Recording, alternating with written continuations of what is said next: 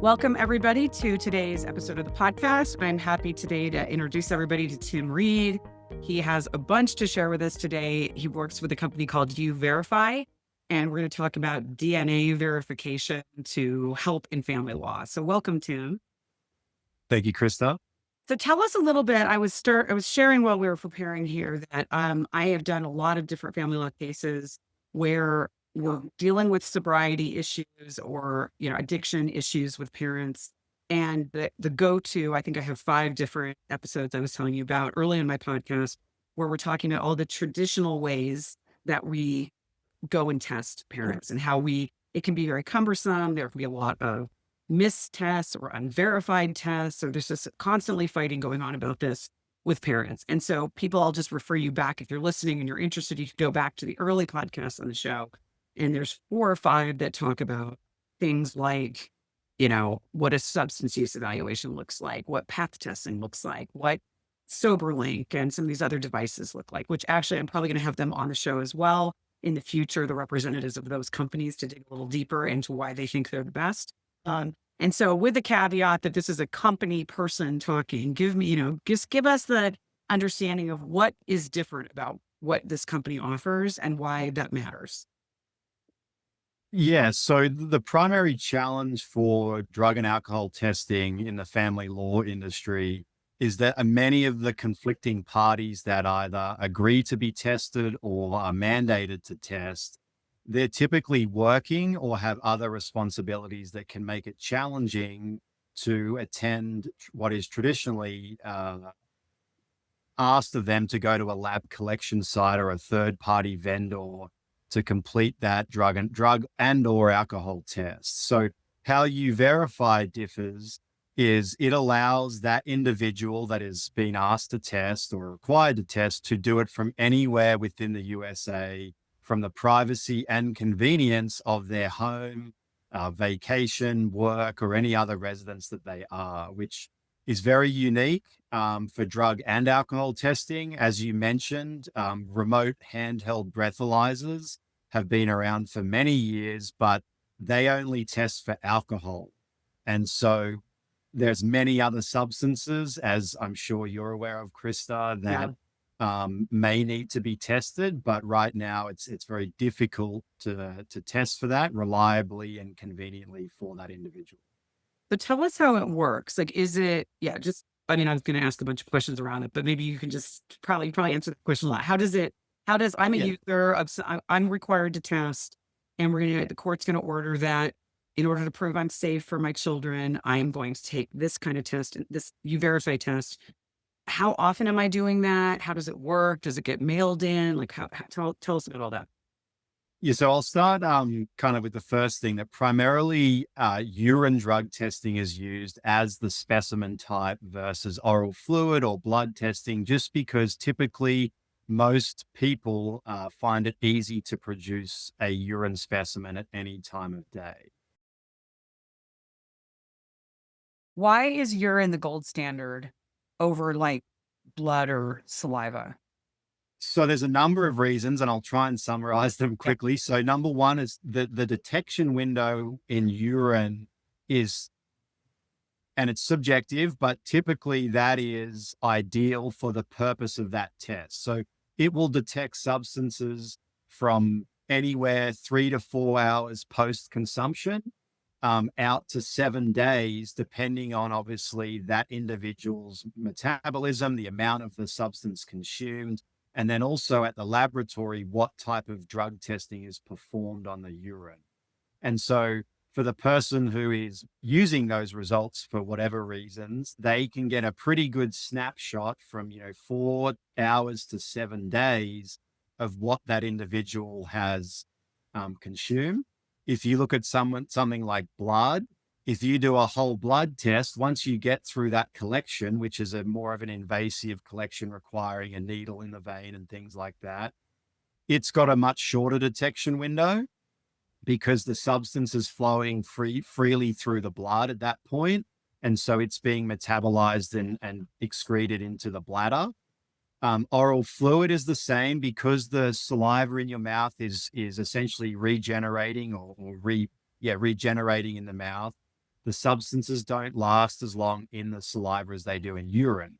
If you can imagine in urine, it's like the waste Yeah. bin of the body, where as the body's metabolizing it, the substances and draining it into the bladder, it does deposit over time.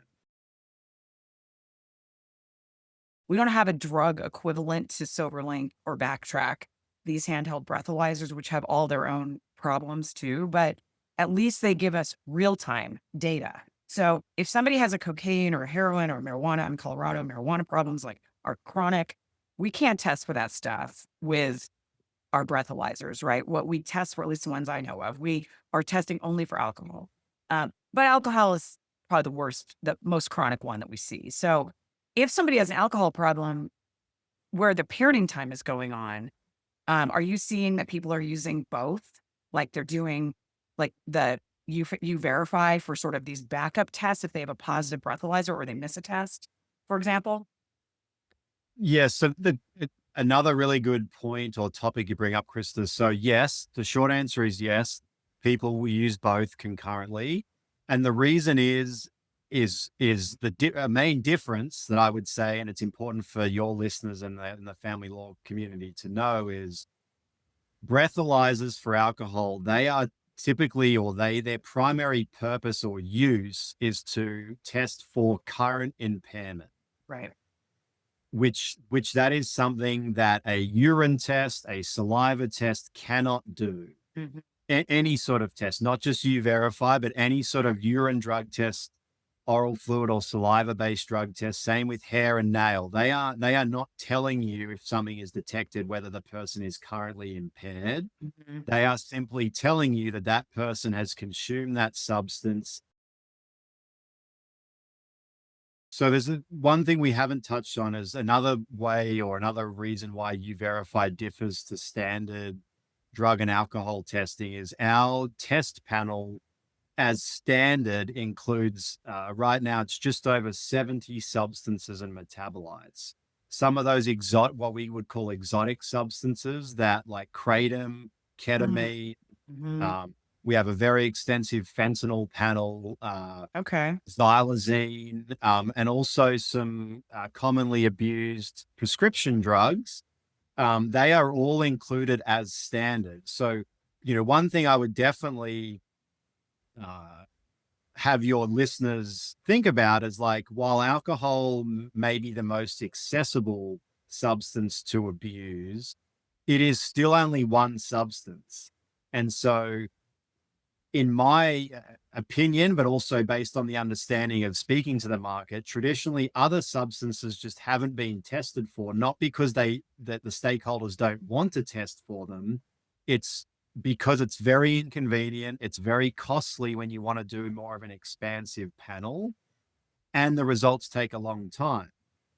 On top of that, in terms of looking at costs and how they've mitigated or managed that, I would put out there that doing parenting time only, impairment testing with a breathalyzer, maybe if you're wanting to manage cost, you eliminate the breathalyzer and have the parties agree to abstinence based. And now you're just doing the 70 panel drug and alcohol test that is likely going to be required anyway if they test positive on a breathalyzer.